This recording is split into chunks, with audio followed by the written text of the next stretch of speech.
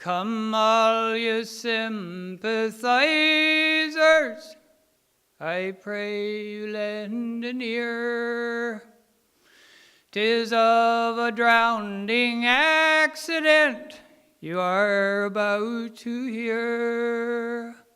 The drowning of Bill Dunbar, a man you all knew well. He lived in the village of Kenmount, and he ran a big hotel.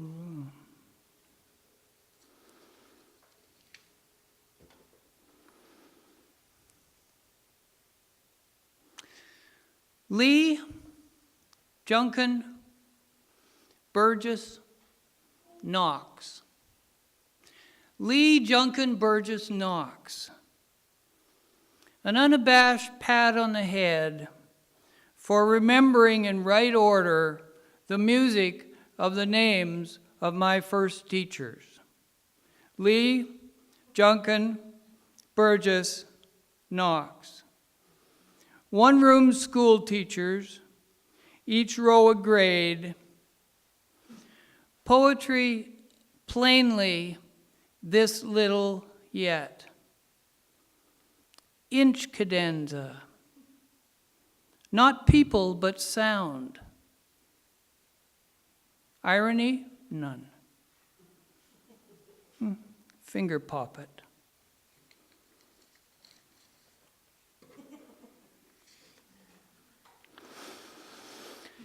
To listen, they lean forward, kids do. When you read to them, they list.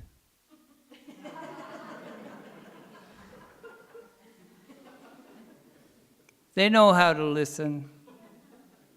But adults think of things they have to do.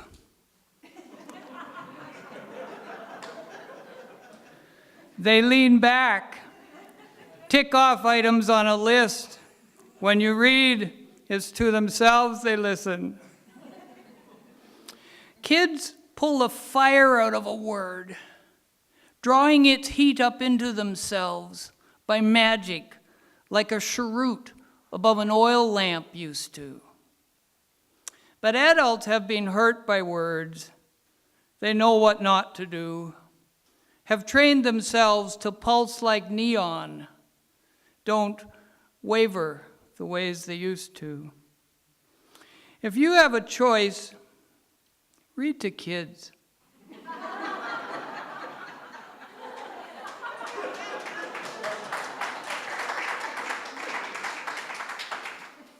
Without a school board close at hand to tick off which words have been outlawed, lean into kids. Read a monstrosity like a fire in the hand, a classic that was once outlawed. Hi, folks, welcome.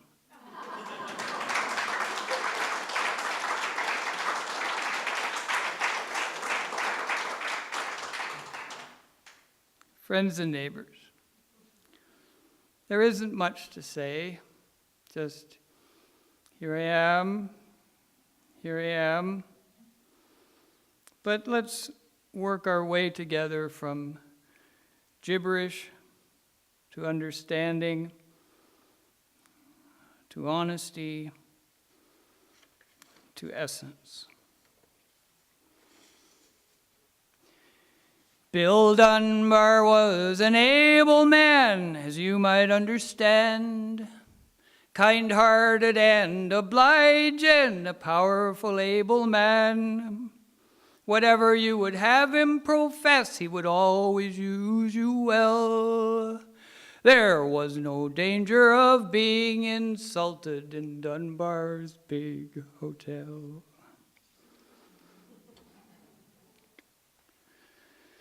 How many times have I told the story?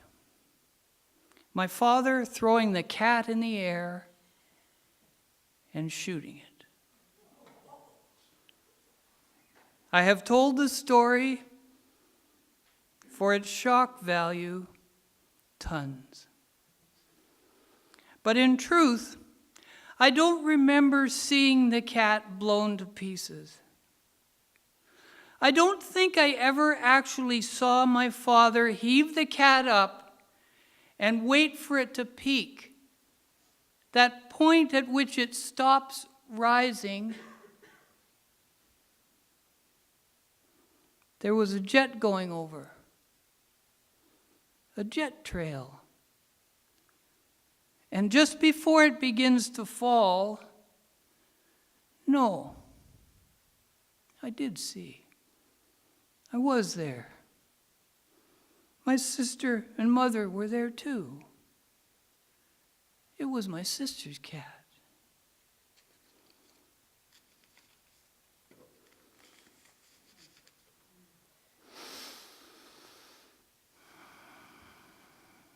My poems aren't driven by pride, but by shame and absurdity.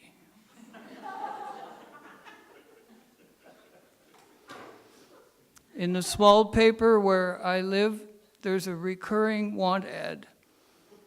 It says, "Retired man desperately needs old car batteries."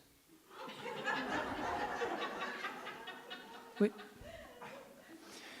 Making cannonballs.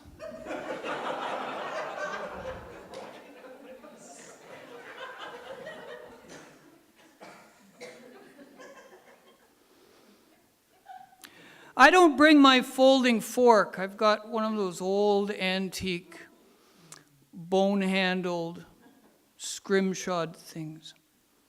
I don't bring my folding fork on reading tours anymore. I can't take it on planes. It might be confiscated as a dangerous weapon. It is dangerous because it solves for good a need. At home, I often touch the initials scrimshod into its bone handle. I hold a gift some man ate with for months at sea in the 1800s, and never think to use it myself for what it was made for. It has become a metaphor of the kind of poem that turns on itself to make emptiness sing, the inwardness of ruthlessness of a line. I really am the kind of person who bites the loose skin between his thumb and his index finger when he's worried he might have sounded like a doofus. Airports began as heaven's basements. They have evolved into prison malls. Scanned, no past gets past, except cartooned, and unique is unique. But hand to mouth, our first crude way of feeding each other, what Bakhtin calls our collective medieval folk body, we hordes waltz right through, past the terror in security's glittering eyes. He went down to attend the races, as you might understand, returning home all from the same him and Bob Cottingham. The night was dark, they lost their way, which is hard to unfold, and they drove into Gandon's Narrows at the foot of Pigeon Lake. That's what I love about these old songs. They're like nets for catching history. Don't be discouraged by the prosaic origins of poems. Let the circus come to town. Write it all out, the bearded flashbacks, the two-headed incriminations. Let the stories set up their big top. Let the barkers carny the rubes. Behind the trailers, a giraffe is giving birth. Far from the roots of doors, their hands relaxed claws, the trapeze family is snoring in harmony. What did you think the poem was? Join them. If you are lucky, when you wake up, this tent city will be a field again.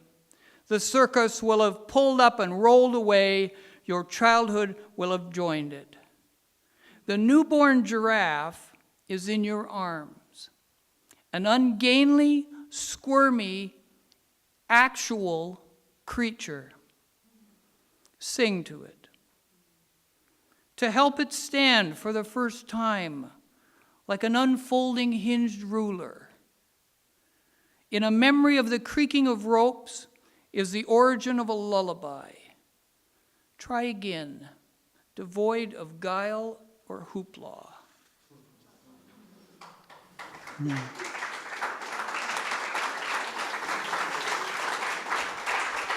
Thanks.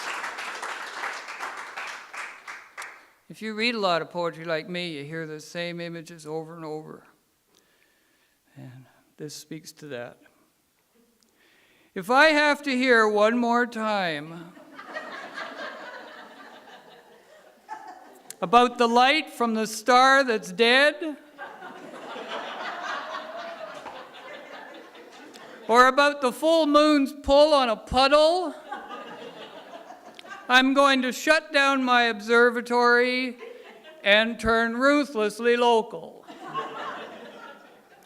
There's a look the elderly get when they're eating soup. A reptile focus. The tongue protrudes, the mouth puckers and blows. It's disgusting. Such devotion. But attractive too, because for that moment the spoon is the moon. See, the idea dies. Then the animal inside the idea crawls out and clings.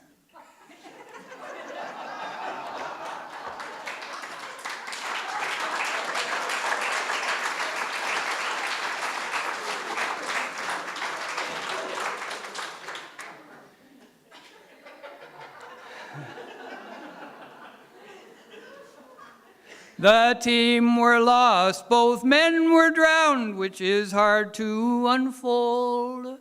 'Twas in the depths of winter and the water was freezing cold. Poor Bill, he fought hard for his life, I've heard the people say, and he threw his mitts out on the ice as a token where he lay.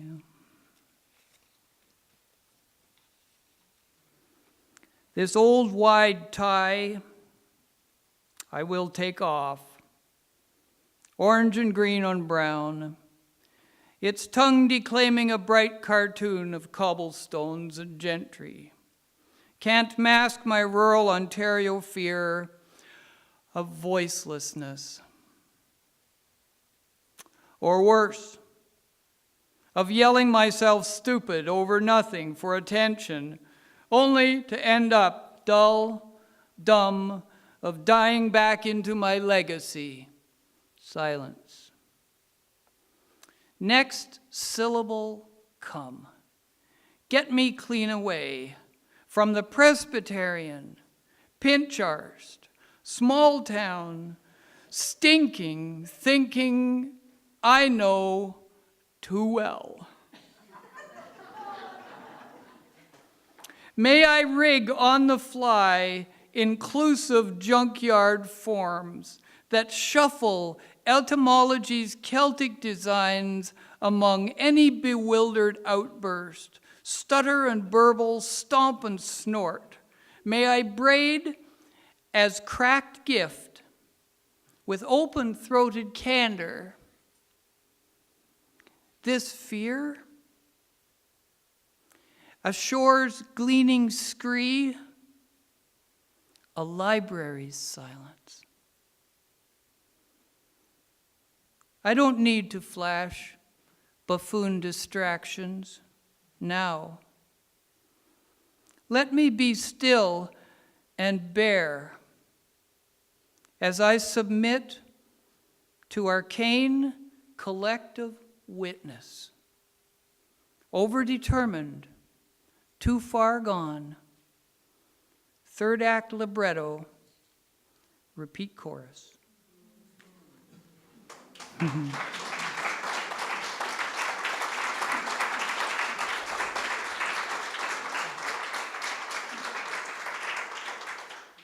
Two little bits of advice for you, small things. The first one is called A Guide to Executive Suicide.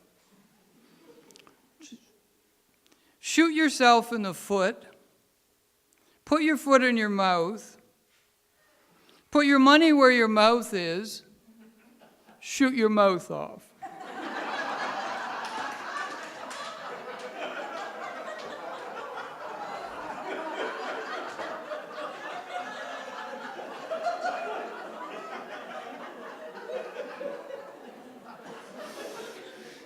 And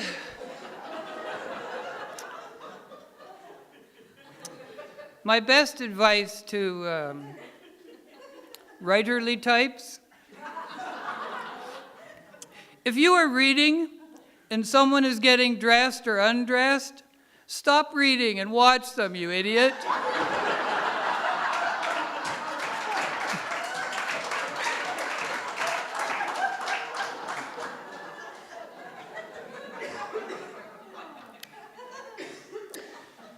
"'Twas on a Tuesday evening they met with their sad doom, and their bodies weren't recovered until Thursday afternoon.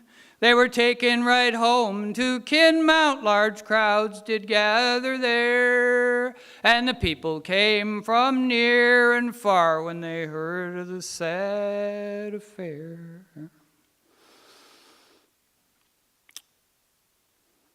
Well, a lot of my influences are confessional writers.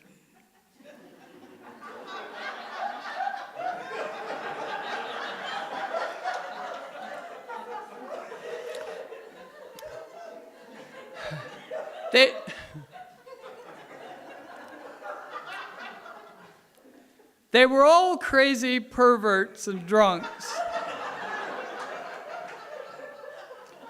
devoted to gruesome wet coughs while discussing Blake. Music has to be smoked from its hole and hit hard over the head with a sacred blackthorn that is risk. Otherwise, God costumes, Xeroxed. A body, by its sick diversions, may win a tune or two and offer these in payment for crossing.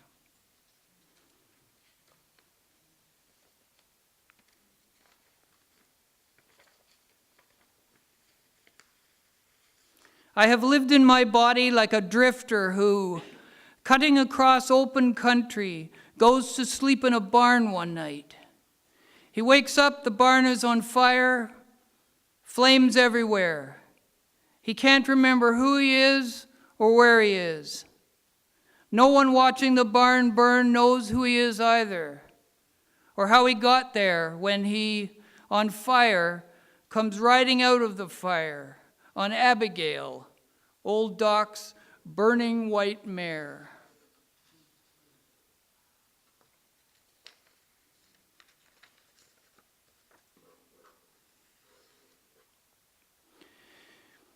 Bill leaves a wife and one small child in sorrow, grief, and pain.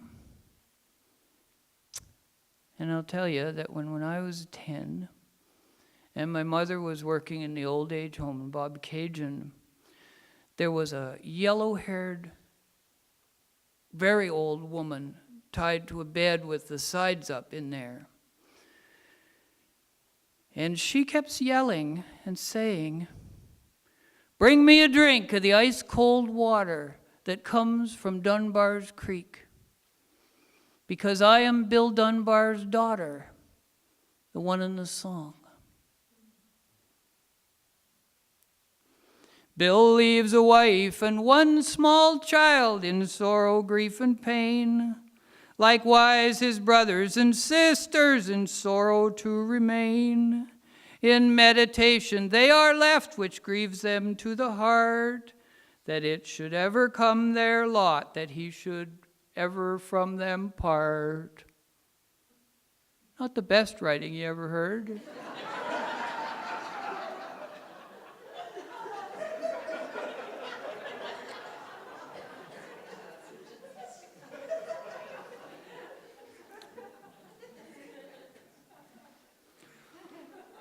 Local is my most shameful pride. Local is what threatened me with silence. The rock cuts along number 7 highway, the sheer red ridges up the Galway road toward Bancroft. Their dynamited fossils vibrate in me. My grandfather, when he wasn't drunk, worked with a wheelbarrow, hauling limestone slag away after blasting. My father, when he wasn't drunk, drove a Euclid, a uke, hauling granite boulders seamed with quartz. By my labor, I find clear passage driving north. In those parting waves of rock, I see ancient brows and jaws, shades that thrust in profile, umber juttings, ancestors. My bird is the killdeer.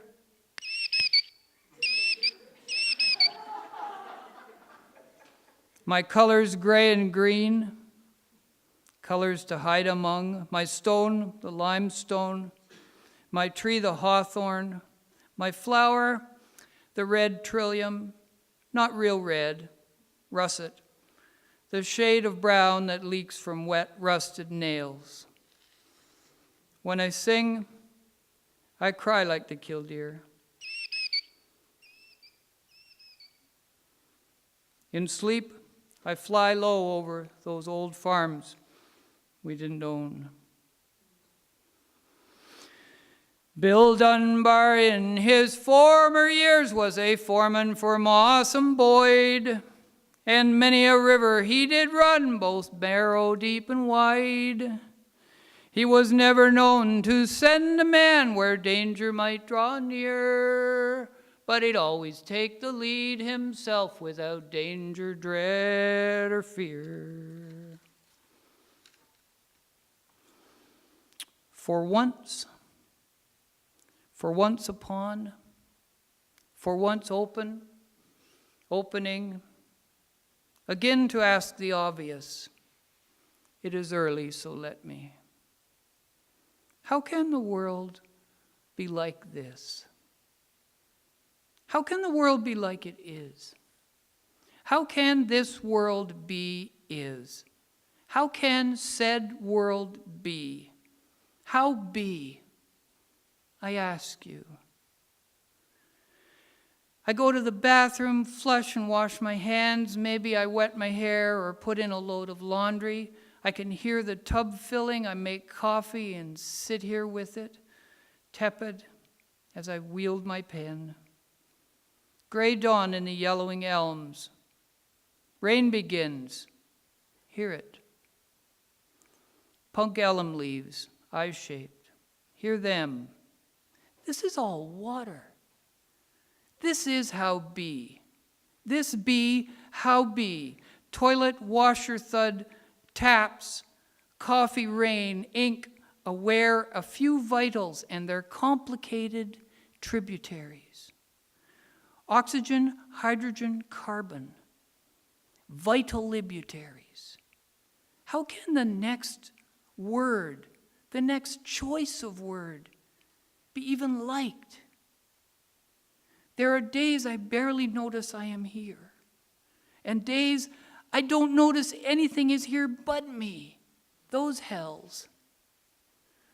My laboratory, the moment, is accordion-shaped, cluttered, sopping, and not eternal.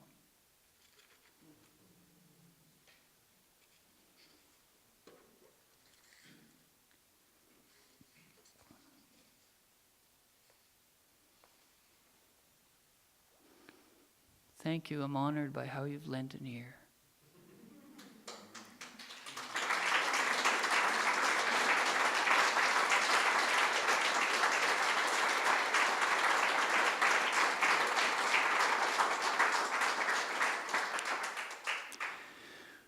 Today I put a pencil mark to John Keats's height in my study doorway. Now each time I notice it's 5'3", I'll hear him coughing blood and cadence. I am thinking of proclamations nailed to doors, of tongues of fire above dried calls, of the ballads before they were child ballads, before they were collected into 10 volumes, starting in 1882 by Francis James Child. For ages they were slap-printed as road sheets and sung so badly, so often, to card and spin and knit the little holdings, derry down, down, down, derry down. To this day, a gross lampoon of some local bigwig will make friends snort and double over at a party. Then the page it is written on will go back into hiding. The Mounties don't know where to look. It is inside a box of Red River cereal, seething. But I am also of a mind of tetrahedron canticles, formal defiances, the no that only rhymes with nope, in strictish patterns. Also consider Frida Kahlo's painted armor, her decorated torso casts, plaster corsets, her story-yelling chrysalises. Or Miklos Radnotis, faint, blurred notebook songs in his dirt-covered shirt pocket in his shared trench. Or William Carlos Williams, after strokes, typing with one finger, parting the alphabet, loudly, lovingly, sorry, Flo, asphodel, that greeny flower. Here's to birth-mangled Larry Agner. Here's to ribbon ink smeared. Here's to the indomitable wick that drives our narrow-flung notations off cliffs. And bringing it home, dairy, dairy. Let's remember the woman from Belleville, not so many years ago, who could only blink. So she blinked poems. She blinked poems letter by letter. B was 2 blinks. Hallelujah, our growing down has begun.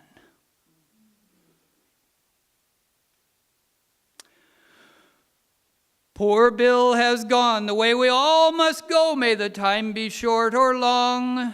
So I'll drop my pen, likewise conclude this sentimental song, hoping to meet on a brighter shore where dangers they are few, and there to live out all our days and old acquaintance to renew.